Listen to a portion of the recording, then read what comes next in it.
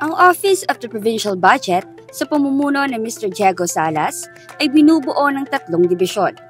Ang Provincial Operation Division sa pamumuno ni Mr. Gerardo Francisco Micor na mayroong 7 permanente at 5 casual employees. Nariyan din ang Municipal Operation Division sa pamumuno ni Ms. Jane Salvala na binubuo ng 6 na permanenteng employees.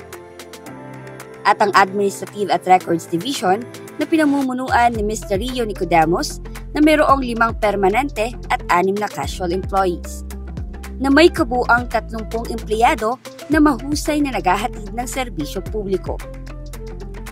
Batay sa mandato ng Local Government Code of 1991, ang aming tanggapan ay naatasang tumulong sa lokal na punong ehekutibo sa mga bagay na nauukol sa paghahanda, pagpapatupad at pananagutan ng budget. Ang layunin ng aming tanggapan ay maging modelong organisasyon na sumusunod sa pagbabudget na may kaalaman sa pagganap sa paglalaan ng limitadong pondo ng lalawigan.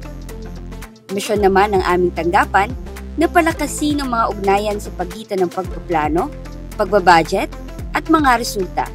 Gayon din ang maisulong ang pagbabudget na nakabatay sa mga pulisiya, mahikayat ang pakikibahagi ng bawat tanggapan ng pamahalaang panlalawigan, at pahusayin ang transparency at pananagutan sa alokasyon ng mga limitadong resources. Narito ang mga gampaning matagumpay na naisagawa ng aming tanggapan para sa epektibong pagbibigay ng serbisyo sa bawat empleyado at mamamayang Quezonian. Una, sa ilalim ng Provincial Operation Division, matagumpay na naisagawa ang budget preparation noong nakaraang taon, budget execution at budget accountability.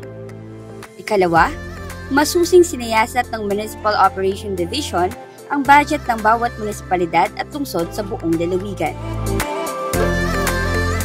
Panghuli, narito naman ang bilang ng mga mahahalagang dokumento na naitala ng Administrative at Records Division. Bukod sa accomplishments na nabanggit, nakapagsagawa rin ng iba't ibang aktibidad ang aming tanggapan upang patuloy na mapabuti ang serbisyong inihahatid sa lalawigan ng Quezon.